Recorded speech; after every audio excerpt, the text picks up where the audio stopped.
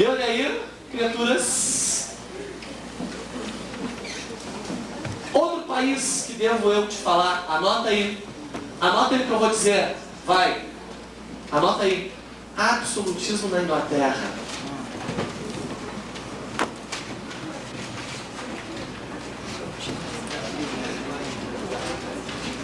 Tu quer? Pra ver a ti, não, antes de eu ir.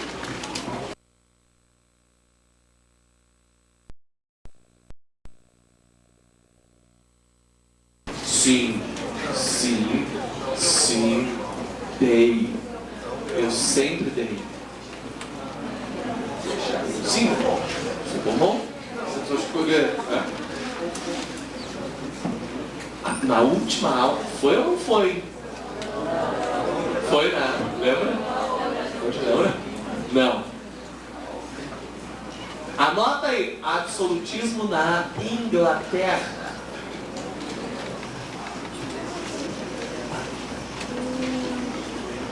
Criaturas.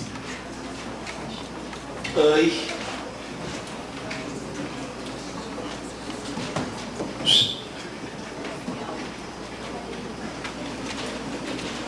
Aqui, ó. Quer ver uma coisa? Deixa eu só te comentar rapidamente isso aqui. Sabe que a França teve um profundo desenvolvimento durante o período absolutista? Sem dúvida nenhuma. Um desenvolvimento que inicia com Luís XIII e atinge o máximo do seu desenvolvimento com Luís XIV. Com o Rei Sol, não é isso? O que eu quero te lembrar? O absolutismo na Inglaterra, para a Inglaterra, não representou qualquer tipo de desenvolvimento. Ah, mas por que para um país vai ser super maravilhoso e para outro não? Né?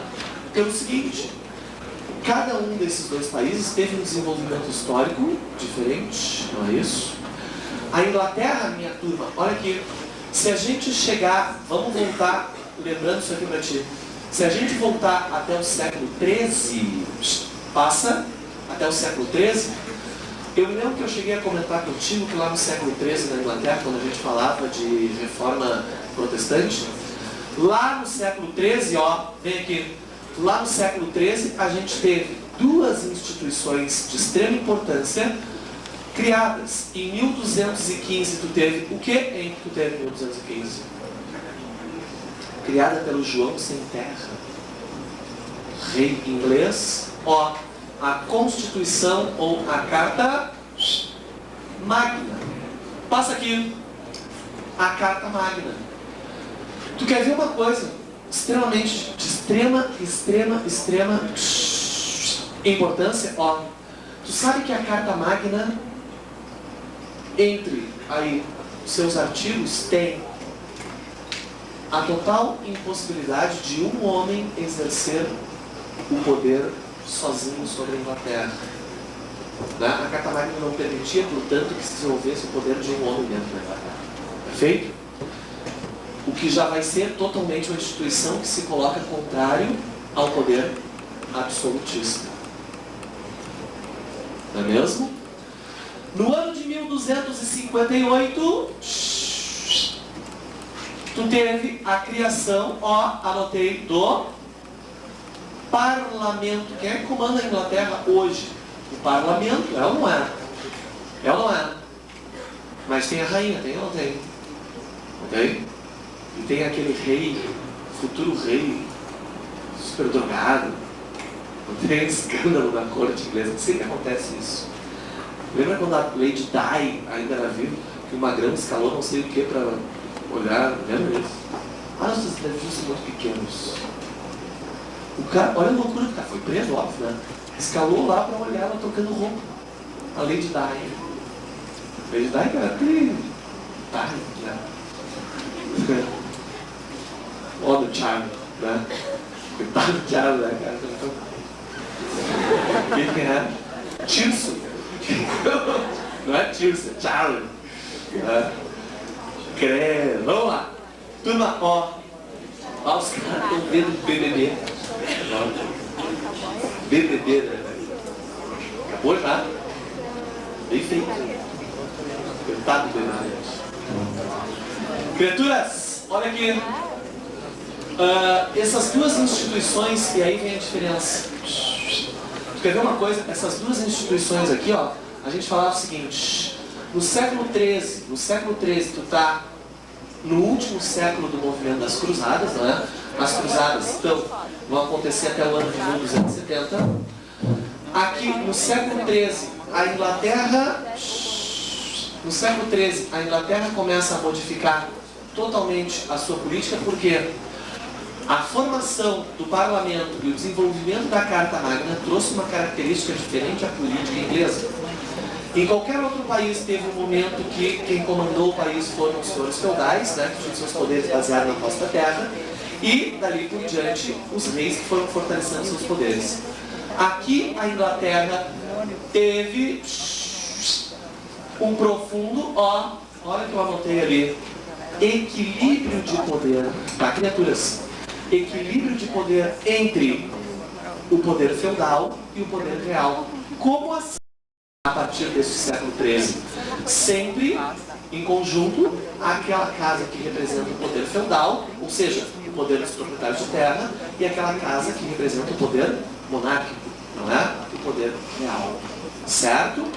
Então, tu tem na Inglaterra, com essas instituições, equilíbrio de poder. Fechou? Diferente do que aconteceu em alguns outros países. Os senhores feudais são todos poderosos, enfim, de poder descentralizado, cada um decide. Não. Na Inglaterra, o que a gente teve? Equilíbrio de poder. Perfeito? Vem comigo.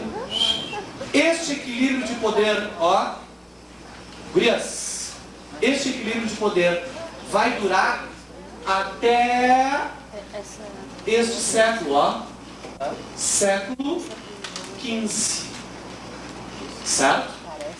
Até o século XV. Lembra que no século XIV e no século XV aconteceu a Guerra dos 100 Anos. Lembra da Guerra dos 100 Anos? Sabe que uma das consequências dessa Guerra dos 100 Anos, que opôs aí a França e a Inglaterra, a disputa por regiões ao norte da França, não é? Que eram feudos que pertenciam a ingleses, a região de Flandres, não é mesmo? Pertenciam a ingleses. O que aconteceu? Esta guerra, que terminou no ano de 1453, ela trouxe uma profunda desorganização interna para a Inglaterra. Aqui, 2 anos depois da Guerra dos 100 Anos, aconteceu na Inglaterra, iniciou uma outra guerra, chamada Guerra das Duas Rosas, certo? Certo? Guerra das Duas Rosas. As duas florzinhas. Vamos lá. A Guerra das Duas Rosas. Criaturas, e esta Guerra das Duas Rosas, 1455 e vai até o final, 1485, foi justamente uma guerra doméstica, né? Porque interna, uma guerra regional, que opôs aqueles poderes que estavam até então, escuta, em equilíbrio, né? Se aquilo tinha poder político dos reis e feudal equilibrados, essa guerra opôs, a Casa Real, vem comigo, a Casa Real, a Casa Feudal. Por quê? Lembra tu que entre as consequências das cruzadas e da Guerra dos 100 Anos, a gente vai ter o quê? O fortalecimento do poder real, o enfraquecimento do feudalismo, não é isso? Não é? A rivalidade, né, acerca do desenvolvimento nacionalista. E imediatamente, não te assusta, E imediatamente, o que aconteceu? Esta Guerra das Duas Rosas vai fazer com que saia fortalecida a Casa Real. E aí, a partir de então, tu vai ter o início e a construção do absolutismo, não é? Aonde? Na Inglaterra. Então, olha aqui, vem comigo. Vem comigo, vem comigo. Tu passa a ter o fortalecimento, fechou? Do poder real. E, de fato, não é? Iniciando um período que a gente vai chamar para a Inglaterra, e agora que a gente vai chamar para a Inglaterra, de o momento do absolutismo. Sim ou sim? Então tá. Que horas a gente tem aí? Vai? Tá, então deixa eu só te lembrar uma coisa. Não. Escuta. Escuta só. Vai. Tá, eu sei. Quando bater a gente sai. Óbvio.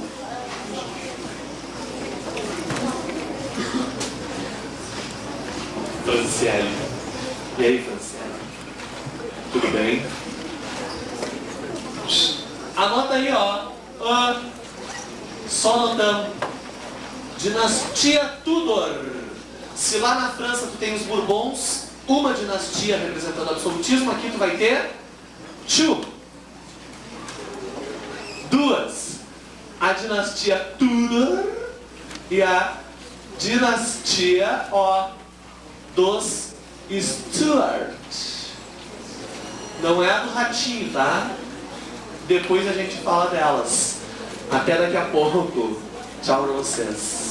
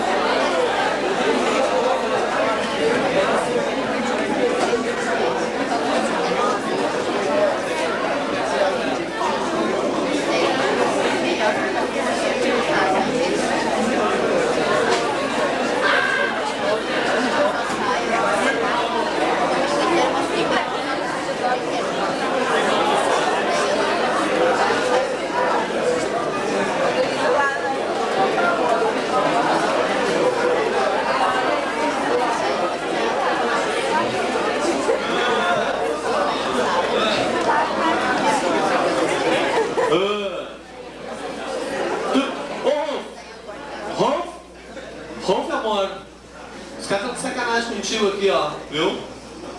Olha o que eles disseram aqui. Celso. Isso é. Fizemos uma descoberta muito importante. Sabe o seu aluno preferido, o Rolf? Tente ler o nome dele de trás pra gente. Fica flor, velho.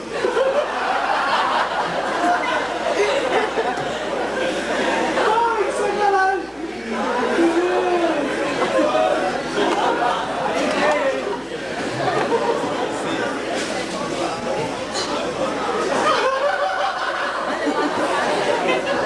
Florzinha.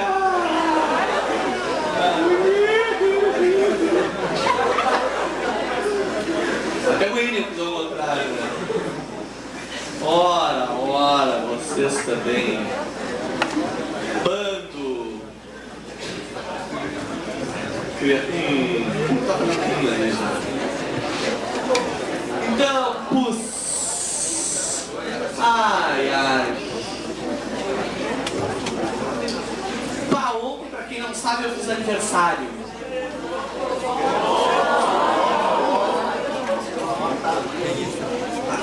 Quem adivinhar quantos anos eu fiz ganha bombom? 45. 45? Ih, Maria, acertou. Deu, chega, terminou o tempo. 24. 24 tu vai vendo ali. Que? Eu fiz somente 36 anos de idade. Não é? Tá bom, eu sei que não parece. Mas tudo bem.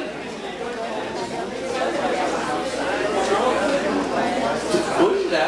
Tá hoje afim, né? Tu tá afim hoje, né? Tá afim, né?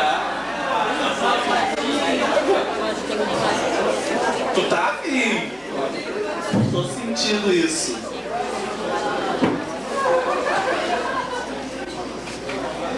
Não foi? Ah, bom, se fosse, velho. Turma, olha aqui. Chega. Olha aqui.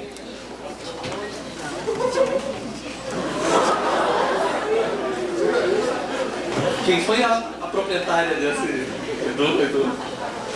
Foi tu.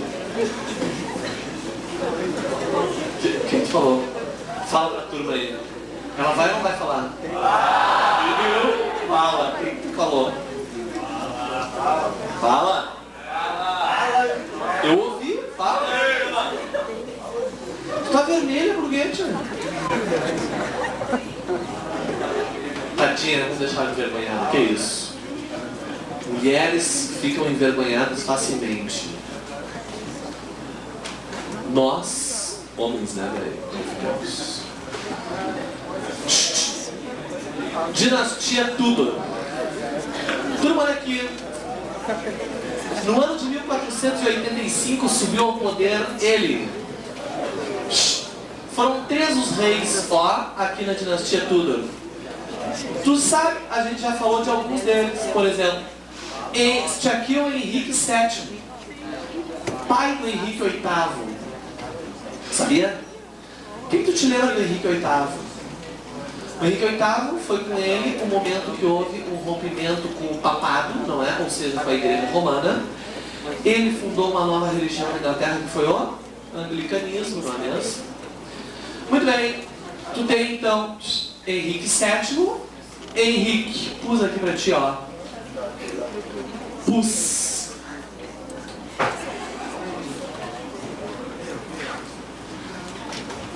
Henrique VIII. E quem foi ela, filha? Foi a rainha o quê? Isabel, não é? Elizabeth. Vamos pôr aqui. Ai, meu dedinho.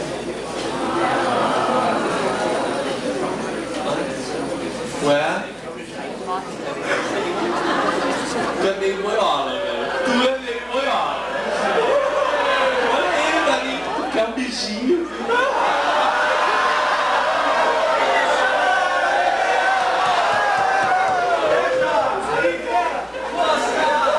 Tritado, né? Você é bichinho.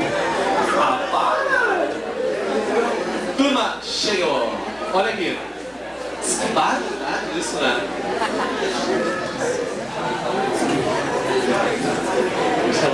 Hoje ela tá querendo. Vou dar meu telefone. Turma, então chega, olha aqui. O que eu quero te falar? Essa primeira dinastia aqui, lembra, lá na Inglaterra foram 2 dinastias, Tudor e Stuart, né? Os 3 reis Tudor são Henrique VII, Henrique VIII e Elizabeth I, também aparece na prova lá como Isabel. Devo lembrá-los que, em momento algum, embora já seja considerada uma dinastia absolutista, em momento algum, estes Tudor romperam de fato com o parlamento. Bem pelo contrário, não é? Eles, embora tivessem poder centralizado, eles sempre foram próximos ao parlamento, nunca fizeram como os futuros reis que vão até mesmo fechar o parlamento, mas sempre manipularam e fizeram com que o parlamento inglês, as instituições aquelas históricas aí desde o século XIII, na Inglaterra, acatasse todas as suas decisões. De que forma fizeram isso? Bom, o Henrique VIII teve uma profunda aproximação, vem aqui comigo, quando ele, a gente sabe, ó, a gente teve o quê? A formação da nova religião, que foi o anglicanismo. Devo lembrá-los que essa dinastia aqui foi o momento aquele da reforma religiosa, não é mesmo? Vai haver o quê? Para a fundação do anglicanismo, só te lembrando, um rompimento com Roma, ou seja, um rompimento com o papismo, com o papado romano, não é? E o Henrique acaba, de fato, fortalecendo seu poder, porque o parlamento havia assinado o ato de supremacia do rei e dado a ele, então, total autoridade sobre qualquer instituição romana. Romana o quê? Inglesa, né? Ó, qualquer instituição inglesa, inclusive o parlamento. Mas o que eu quero lembrá-los?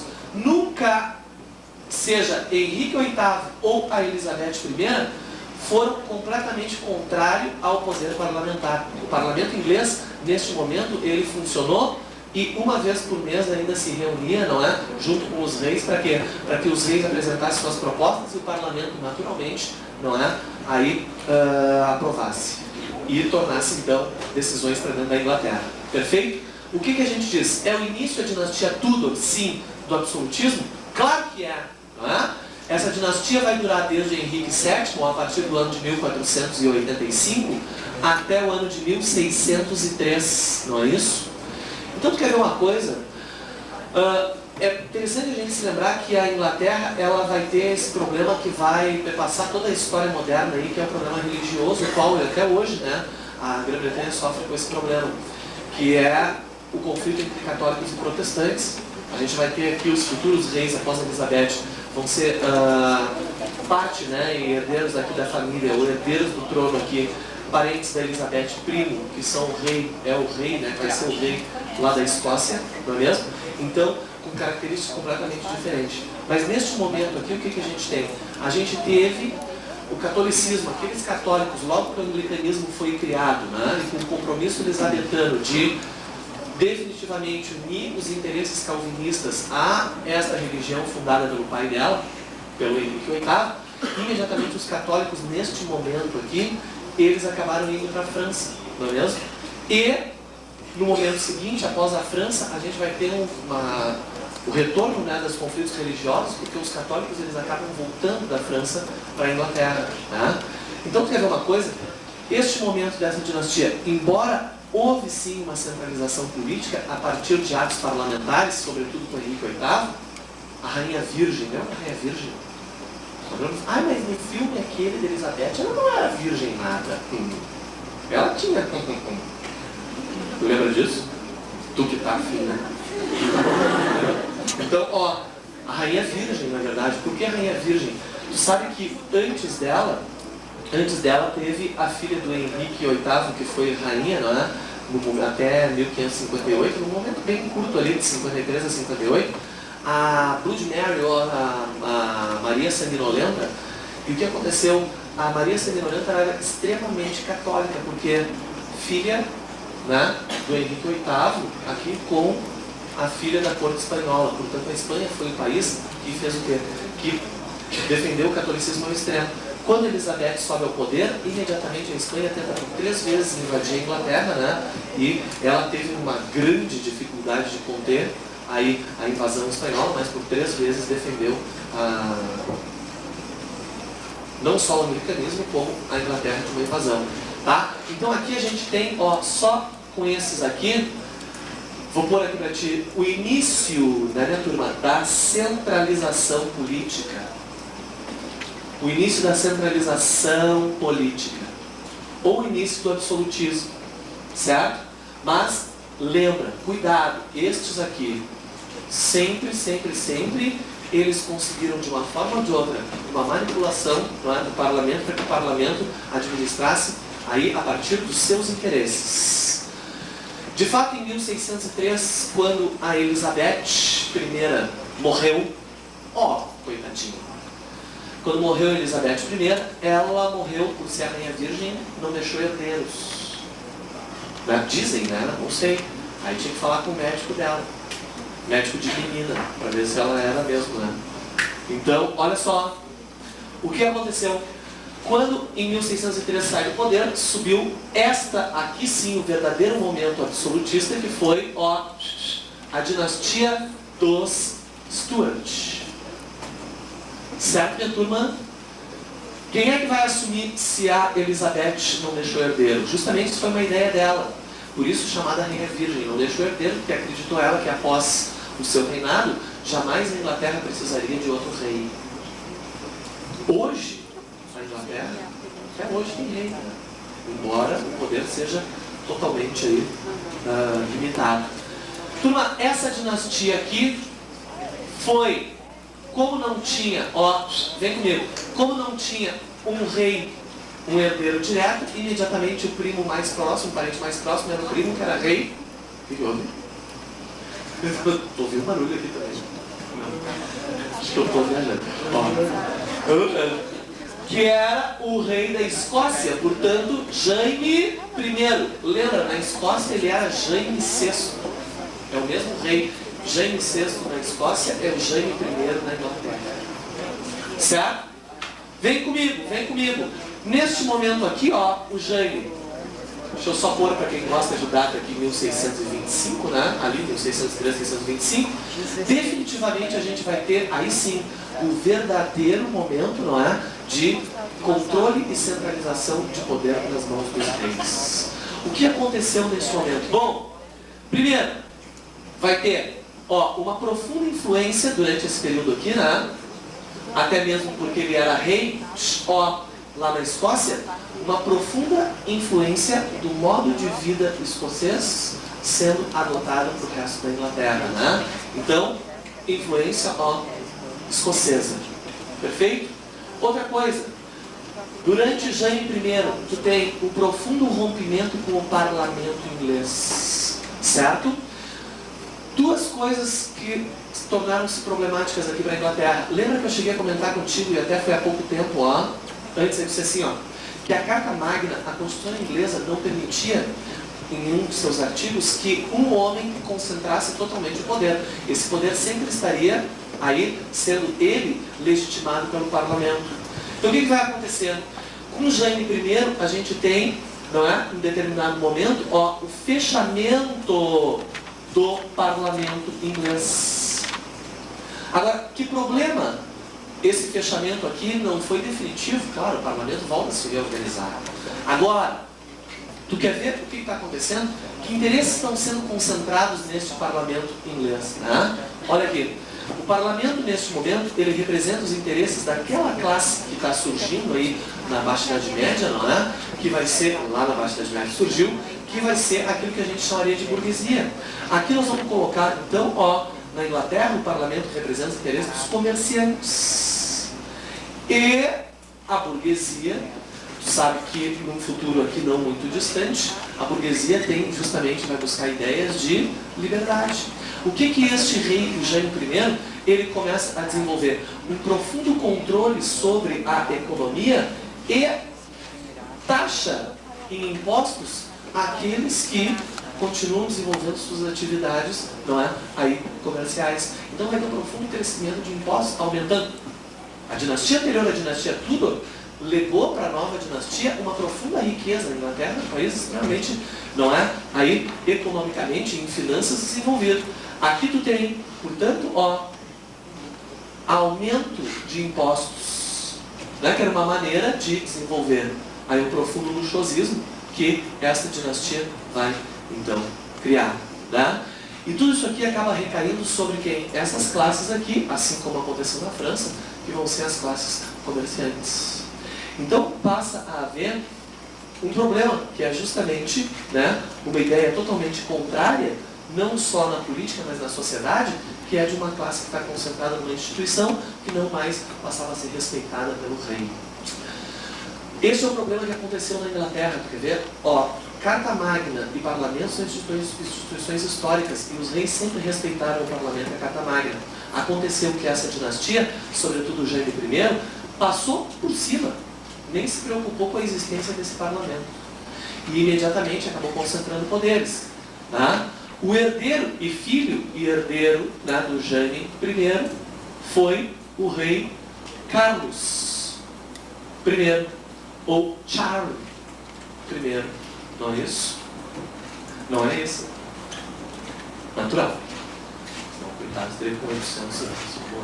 Vamos pegar gizes. Tá, criaturas? O que representa aqui para a história da Inglaterra este Carlos? Os dois juntos, né? Ó, vem 1625 esse aqui, acaba ficando no poder até 1649. Quer ver uma coisa? O Carlos I não fez, foi totalmente influenciado pelo pai, não é? Foi muito mais aqui repressor em relação a essa instituição que se reorganizava, e ele sofreu com um profundo problema que foi uma guerra parlamentar. Carlos, né? Claro que o Carlos, no momento aqui, ele acaba, ó, sofrendo com esta reação do parlamento, que foi esta chamada revolução, ó, parlamentar. Cuidado! Cuidado que na prova, esta revolução que vai de 1642 até 49, leva o nome do homem que comandou. Se é uma reação parlamentar, tu já sabe que é uma reação de classes que são menos favorecidas nessa sociedade inglesa. Portanto, ó, este é o grande nome do momento. Vem comigo. Cromwell. Seguido, Cromwell está em prova. Por quê? Lembra que eu te disse? Se o período absolutista não trouxe desenvolvimento para a Inglaterra, assim como o fez para a França, na Inglaterra, os momentos intermediários, né? Aqui, ao absolutismo, o período de Cromwell vai ser de extrema importância e de profundo desenvolvimento. Esta revolução iniciava em 42 e esta revolução concretizou-se em 49. Tu quer ver uma coisa? O Cromwell, por ser um parlamentar, não é? Ele é representante, portanto, dessa classe de comerciantes. Mas é também ele um militar. Então, esse período todo que aconteceu essa revolução foi um período de profundo enfraquecimento aqui do absolutismo. Não significa te dizer que o absolutismo tenha terminado para a Inglaterra, não é isso? Mas, em 1649, ó, vai haver a queda do Carlos I e definitivamente um período intercíclico, né? Aqui, neste momento. Ó, de 1649, o que vai ter? O governo na Inglaterra deste homem, que é 1658, né? Durante todo esse período aqui, o que a gente vai ter? Muitas importantes e profundas modificações para a economia inglesa. Entre outras coisas, desenvolveu ele, ó, um militarismo na Inglaterra, portanto, um governo totalmente militarizado, e aí sim, o que há de mais importante no momento. Se esses quase 50 anos de absolutismo anterior da dinastia Stuart em nada favoreceu o desenvolvimento e expansão inglesa, agora sim, Cromwell assinava um documento chamado Ato de Navegação.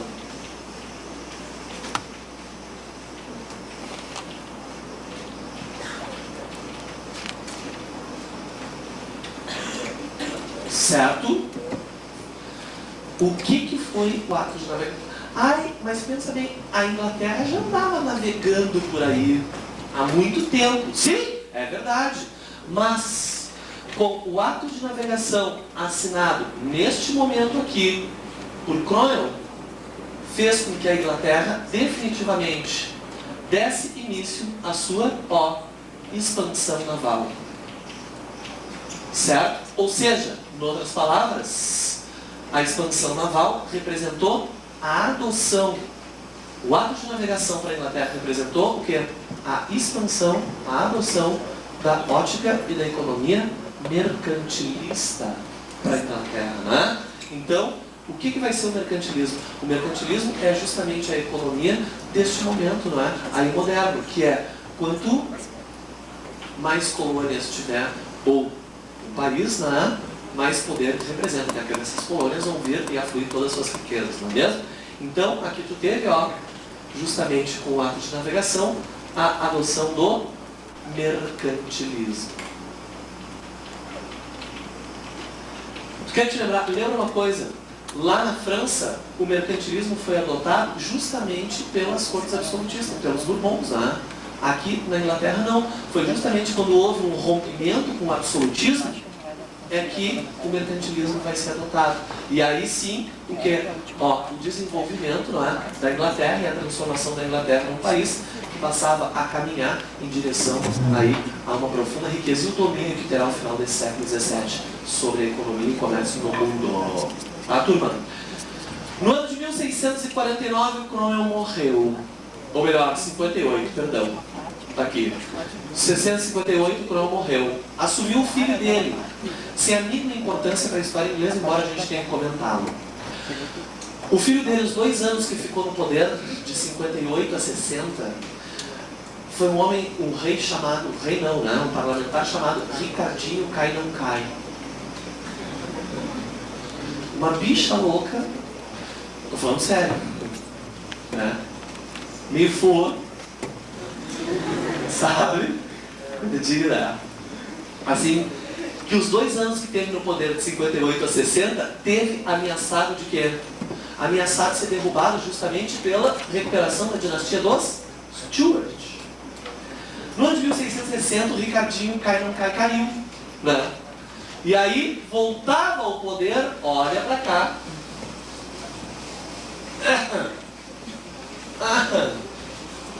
Aí, que estranho. Bom, voltava ao poder, ó minhas criaturas. O segundo momento vai dos Stuart. Pronto. O segundo momento.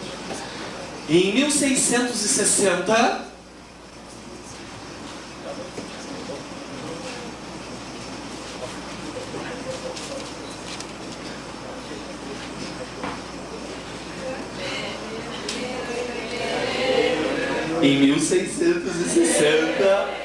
mas que saco! O que tu tava fazendo com isso na mão, criatura? 1600, tá, é uma bobagem aqui, ó. Que baixaria. Aqui tem um bolinho, eu fazendo não sei o que, e na porta escrito assim, entre pelos fundos. Ele diz assim, de anos em festa, comemorou seus 24 anos e antecipou a festa dos 70, com seus amigos da tribo. Oficial de mas que bar. Tchau, vocês estão mexendo com uma cidade aqui da Uana. Oh, né? Super linda a cidade. Os amigos foram recebidos pela porta dos fundos, mas são os cachorros. Não. Passa! Eu vou levar para minha mãe ver. Chega! Olha aqui os Stuarts.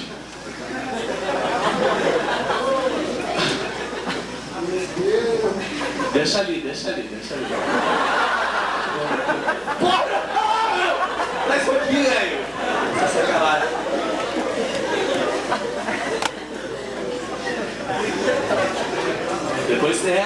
Depois eu falo de ti, né? Coitadinha, menina ingênua. Foi tudo que passou pra trás, né? Turma, ó, vem, ó. Eu sei quem é o desenhista. Já descobri, me disseram. Velho, depois eu vou ter uma conversa séria contigo. É um dos dois, tá? Vem aqui. Carlos II, então. Turma, Carlos II e... Vem. Jaime II. Olha aqui. O que eu quero te lembrar? Voltaram ao poder os Stuarts em 1660. Certo? Passa. 1685. E este aqui ficou pouquinho tempo, coitadinho. Vou pôr as datas aqui porque eu sei que às vezes tu gosta, né? Ó, 1688. Pronto. Mas que problema a gente teve aqui, ó, com estes dois reis? Bom, primeiro, eles recuperaram aquele absolutismo que, de certa forma, a gente havia comentado, não é? Não resolveram os problemas ingleses. Vem comigo. Só que, presta atenção no que eu vou te perguntar. Neste momento aqui, que estes dois Stuart são reis na Inglaterra, quem é o rei na França nesse momento?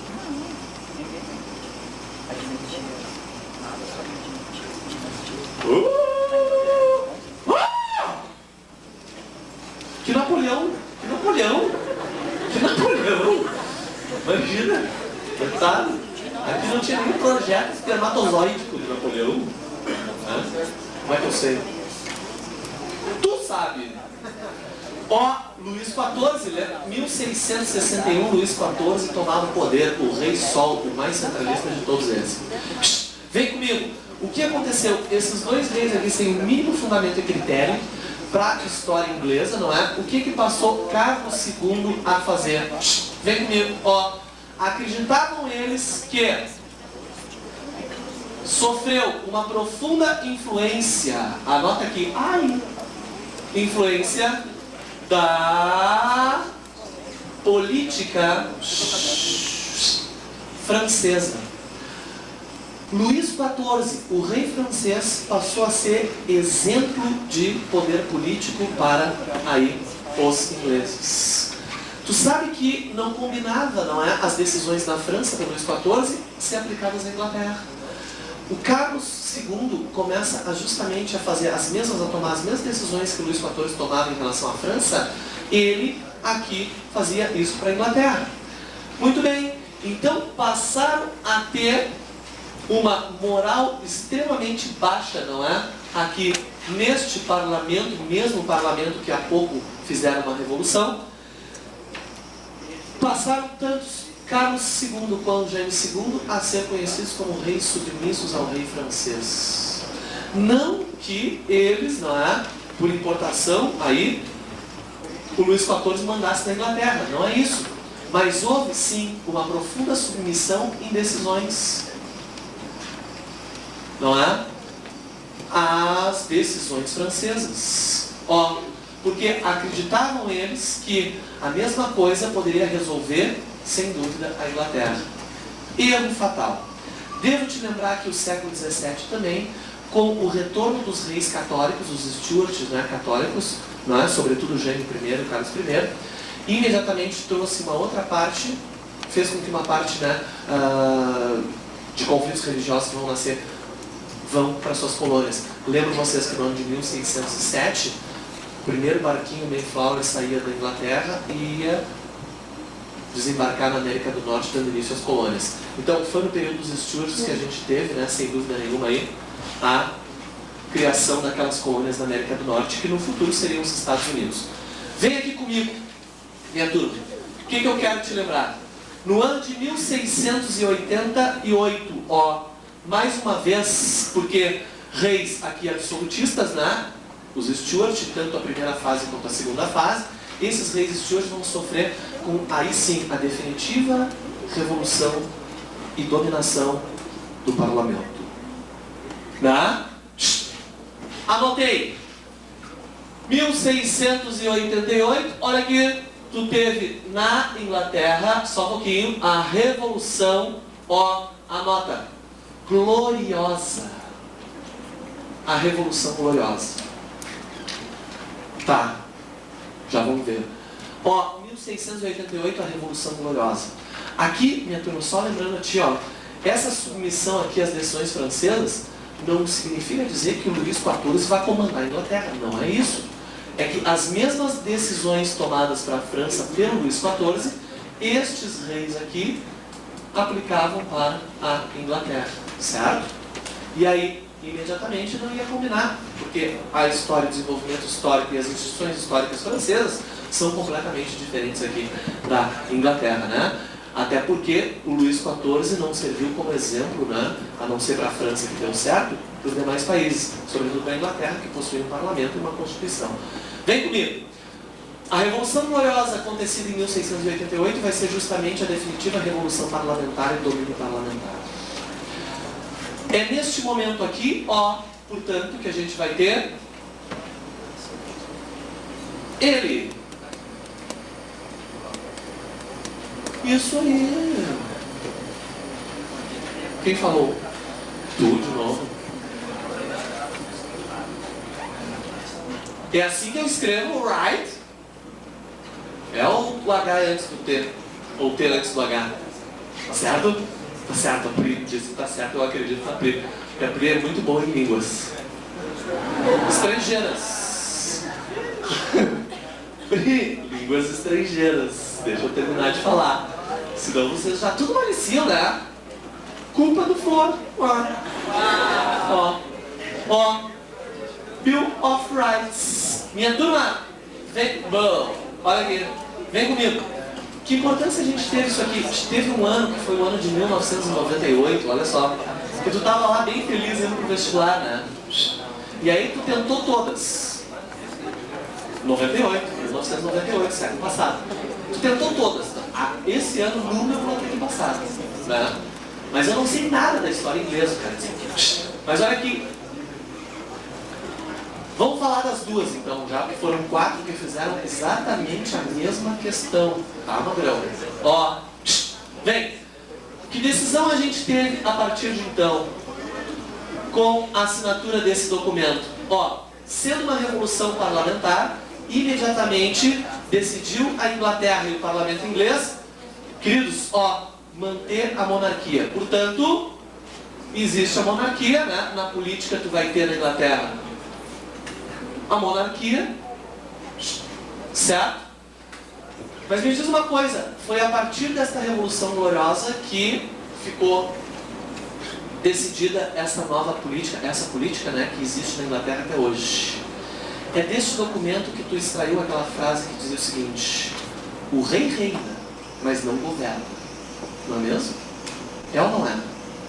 Então, se o rei reina, permanece a monarquia. Quem é que comanda a Inglaterra? O primeiro-ministro, que ele comanda o parlamento. Muito bem. Então na Inglaterra tu tem uma monarquia, ó, a partir daqui, parlamentar, com profundo respeito a uma outra instituição, que é a Constituição. Portanto, tu tem a monarquia parlamentar constitucional. Minhas criaturas, deixa eu te lembrar uma coisa. Lá em 98, 3 provas fizeram a mesma questão, perguntando sobre a política inglesa, até porque a gente estava naquele momento, né, de modificações e eleições na Europa, etc. O que estava acontecendo aqui?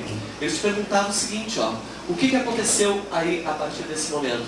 Como é que ficou a política se antes era absolutista? Agora, permanecia o rei, porém quem comandava o parlamento, e existia um profundo respeito à Constituição. Lembra vocês que nenhuma das ordens anteriores na Inglaterra foi destruída. O rei, que tinha poder concentrado, né, descentralizado, perdeu esse poder. O parlamento, que era a instituição histórica de 1258, continuou, e mais do que isso, passou a governar a Inglaterra. E a Constituição, um profundo respeito a ela. Existe rei? Sim, existe. Mas está aqui, este documento dizia, vamos preservar, não é? Então, o rei reina. O rei reina. Mas o governo é do parlamento. Perfeito? Ó, mas perfeito, não governa. Só para a gente lembrar uma coisa tranquila. Te digo isso, de lá para cá, a Inglaterra é exatamente igual. Tu quer ver uma coisa importante da gente comentar sobre a Gloriosa? Foi ela considerada uma revolução burguesa. Uma revolução burguesa foi a Revolução Francesa, né? Mas eu te lembro o seguinte, a Revolução Francesa não foi a primeira. A primeira revolução que a gente teve sob efeito da burguesia vai ser justamente na história mundial, esta de 1688. Por quê? Ao colocar o parlamento no poder, vem comigo, ao colocar o parlamento no poder na Inglaterra, imediatamente colocou uma classe de comerciantes, portanto, a burguesia. Antes da francesa, tu ainda teve a independência dos Estados Unidos, né? Que foi também uma outra revolta. Fechou? Fechou. Deu até aqui, minhas criaturas. Aí era o fim, então, né, do absolutismo lá na Inglaterra. Perfeito? Eu vou deixar cair nada aí. É tu mesmo, cara. Depois a gente... Eu te pego. Cadê o meu desenho? Tu vai ver, pode ver, todo mundo viu, já viu? Tá. Vou botar no mural, vou levar embora. Não, esse aí é muito feio. Aqui ninguém viu. Nem vou ver. Deixa aqui. Turma, 2 casos extremamente especiais aqui, né? França e Inglaterra. Eu vou contar uma coisa, deixa eu ver que horas a gente tem. Tá, mas dá tempo. Vou contar uma outra coisa pra ti rapidamente. Tu sabe? Vem comigo. Não. Pô, vai ser a única turma que eu vou montar, tia. Sério, se entrar na prova da URGS, vocês estão extremamente bem. Claro, olha aqui. Tu sabe que... Não pensa que eu estou viajando, que eu pulei milhões de séculos e a gente só vai ver a década de 90 daqui pra frente, não é isso? Mas vem comigo aqui. Tu sabe que a política inglesa continua exatamente a mesma. Quem é o primeiro-ministro inglês? Hã? Tony, né? É o Tony. Não teve ela, a Dama de Ferro, a Margarete, não teve as Malvinas fazendo 20 anos aí? Que a Dama de Ferro foi lá e nos argentinos. Teve, não teve? Está, vem comigo. Esses dias numa prova da URGS, escuta. Esses dias aí numa prova da URGS apareceu uma questão assim pra ti, ó.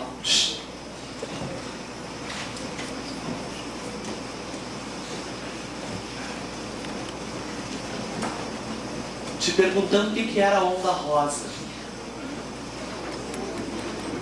Não, nada a ver. Eu vou falar rapidamente. O que foi a onda rosa? Criaturas, tu quer ver uma coisa? Olha pra cá. No ano de 1992, tu sabe que na década de 90 a gente teve eleições em toda a Europa e houve um profundo, né? Eleições parlamentares aqui na Inglaterra também. E a gente teve uma esmagadora vitória dos partidos trabalhistas. Lembra disso? Lembra disso? Talvez vocês até nem lembrem muito. Mas a URGS te perguntou isso aqui, ó. E aí, o que foi a onda rosa que eles chamaram aí, né? E chamam até agora, porque agora que foi desenvolvido, foi no final da década de 90, na história europeia. Te perguntou isso aqui. Vem comigo.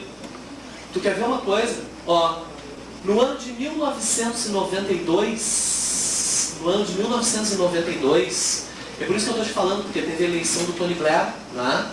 Agora, recentemente, baseada nisso que eu vou te dizer. Vem comigo.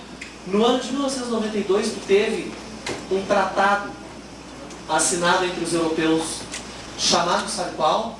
Tratado de Maastricht. Tratado de Maastricht. Sabe o que criou esse tratado aqui? Olha aqui. Sabe o que criou esse tratado? Ó, vem comigo. A União Europeia. Só que esse tratado decidiu o seguinte, escuta o que eu estou te falando só para a gente encerrar isso aqui.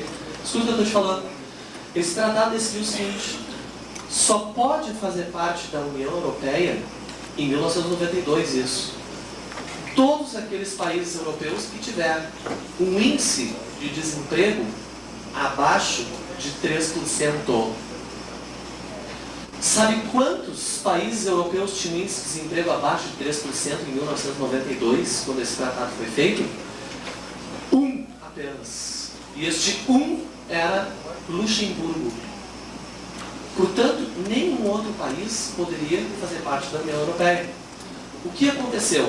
Como a partir do ano de 93 as eleições acabariam se desenvolvendo em todos os países, imediatamente a gente teve o quê? Um profundo fortalecimento daqueles partidos que passaram a se preocupar com o aumento do desemprego.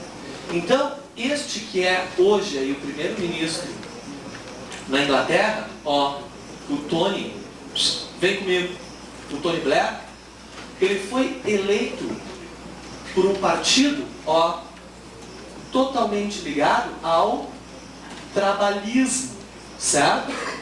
Ah, não, nós vamos aumentar aí os canais de emprego, vamos reduzir o índice de desemprego, etc, etc, etc. Isso aconteceu, não, eu estou dando exemplo da Inglaterra, porque a gente está falando da Inglaterra, né? Mas aconteceu na Alemanha e em todos os países. O que aconteceu? Nas campanhas venceram, só um minuto, a maioria dos países que venceram foram países ligados ao trabalhismo. Tudo bem, venceram as eleições, assumiram o poder. Quando assumiram o poder, rasgaram suas promessas de campanha e imediatamente desenvolveram governos aí de cunho totalmente neoliberal, ou seja, ligado aos interesses, não é, aí do mais violento interesse capitalista, né? O que acontece? Foi justamente, e agora que eu vou dizer, é justamente este movimento de homens que foram eleitos por partidos trabalhistas nos parlamentos europeus e que, quando assumiram o poder, tornaram-se neoliberais, ou já eram, né, apenas rasgaram seus projetos, que a Universidade Federal do Rio Grande do Sul chamou de Onda Rosa. O que foi a Onda Rosa, portanto?